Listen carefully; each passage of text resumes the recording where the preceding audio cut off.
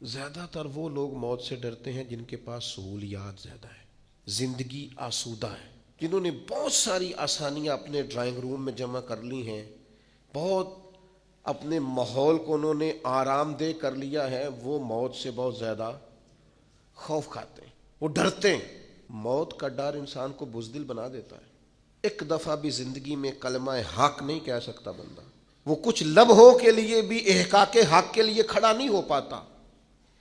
موت کا خوف لوگوں کو رات کی نیند ان کی لے جاتا ہے۔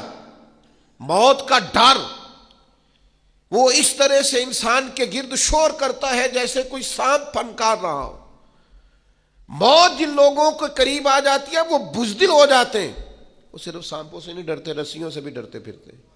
چھوٹی چھوٹی چیزوں کے معاملے میں خوف زدہ ہو جانا، زندگی اپنے لیے دشوار کر لینا، اور اس کی دلیل صحیح حدیث میں موجود ہے۔ نبی کریم صلی اللہ تعالی علیہ وسلم نے فرمایا صحابہ سے کہ قیامت کے قریب لوگ تم پر اس طرح ایک دوسرے کو بلائیں گے جیسے کھانے پہ بلایا جاتا ہے۔ آؤ مسلمانوں کو ماریں، آؤ مسلمانوں کو ماریں، آؤ۔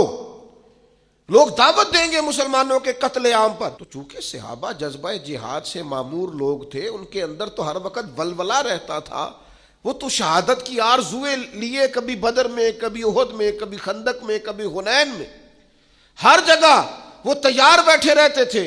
تو عرض کی یا رسول اللہ ایسے کیسے ہو جائے گا؟ کیا ہم لوگ تھوڑے ہو جائیں گے؟ مسلمان محدود ہوں گے؟ فرمایا تم تو بڑی تعداد میں ہوگے، مسلمانوں کی کثرت ہوگی، 56 کے قریب اسلامی ممالک۔ تو یا رسول اللہ پھر کافر ہم پر کیسے لوگوں کو بلائیں گے؟ تو فرمایا تمہیں وہن ہو جائے گا، کمزوری آ جائے گی۔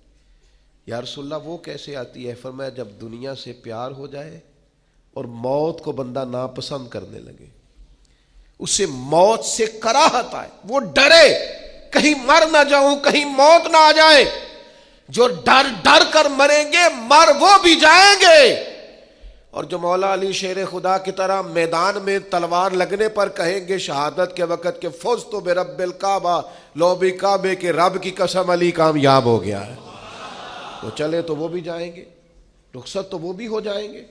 تو زندگی تو ان کی بھی بیت گئی، لیکن کچھ ایسے لوگ ہوتے ہیں، حضرت علی فرمایا کرتے تھے علی نہیں گھبراتا، علی موت پہ جا گرے یا موت علی پہ آ گرے، ہم نہیں گھبراتے، یہ بس یہ آنی تو ہے، یہ گھر میں بھی آئے گی، بستر پہ بھی آئے گی، ہاسپٹل میں بھی آئے گی۔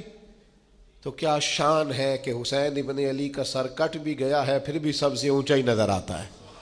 دو حدیثیں کنز المال سے عرض کرنی ہے، آپ نے یاد رکھیں گے انشاءاللہ تعالی۔ ایک تو حضور نے فرمایا الموت ریحانۃ المومن، فرمایا موت مومن کے لیے گلدستہ ہے،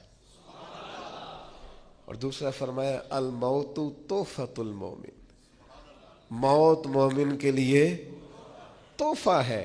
سمجھو نا یار، یہ دونوں روایتیں کنز المال میں موجود۔ موت مومن کے لیے گلدستہ ہے، موت مومن کے لیے تحفہ ہے۔ اور بول پڑے درویش، وہ کہنے لگے موت تو ایک پل ہے، پل سے گزریں گے تو مدینے والے محبوب کی زیارت نصیب ہو جائے گی، اللہ کا دیدار نصیب ہوگا، گزریں گے تو یہ ایک پل ہے۔ آج پھولے نہ سمائیں گے کفن میں آسی، قبر کی رات تو ہے ان سے ملاقات کی رات۔